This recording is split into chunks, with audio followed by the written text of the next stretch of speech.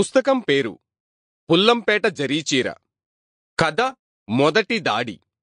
రచయిత శ్రీపాద సుబ్రహ్మణ్య శాస్త్రి.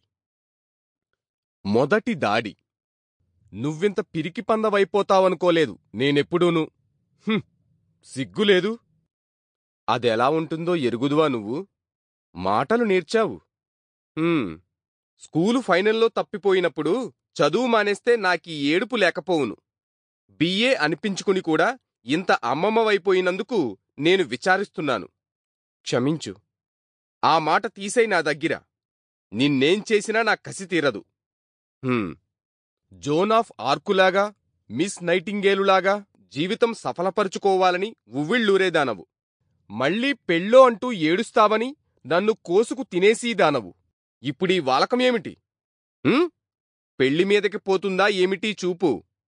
ఈ వయసులో ఆ కోరిక పుట్టడం తప్పా? ఛీ, బుద్ధిలేని పీనుగా. మళ్ళీ మొగాడి చేతికి జుట్టందిస్తావుటే? మొగాళ్ళు నాకు చేసిన అపకారమేమిటి? వెదవముండని చెయ్యలేదు? తరువాత ఆ చేతోటే బిఏ దాకా చదువు చెప్పించలేదు? వెదవరికం తప్పిందా? పెళ్లికాని మా మూడో చెల్లికి నాకు భేదం ఏమిటి? దానికుండే గౌరవం నీకెందుకు వస్తుంది? కోరచూపులు చూస్తే నాకేం భయమనుకున్నావా? బిఏ అయిన వాళ్ళకందరికీ ఆత్మగౌరవం అంటే ఏమిటో తెలుస్తుందని, తప్పకుండా ఉంటుందని అనుకుంటున్నాను నేను. నా ఊహ తప్పే. పెద్ద పెద్ద మాటలు విడిచిపెడుతున్నావు. ఆ విషయంలో నీతో నాకు పేచీలేదు. అబ్బో! చివరికేమంటావు?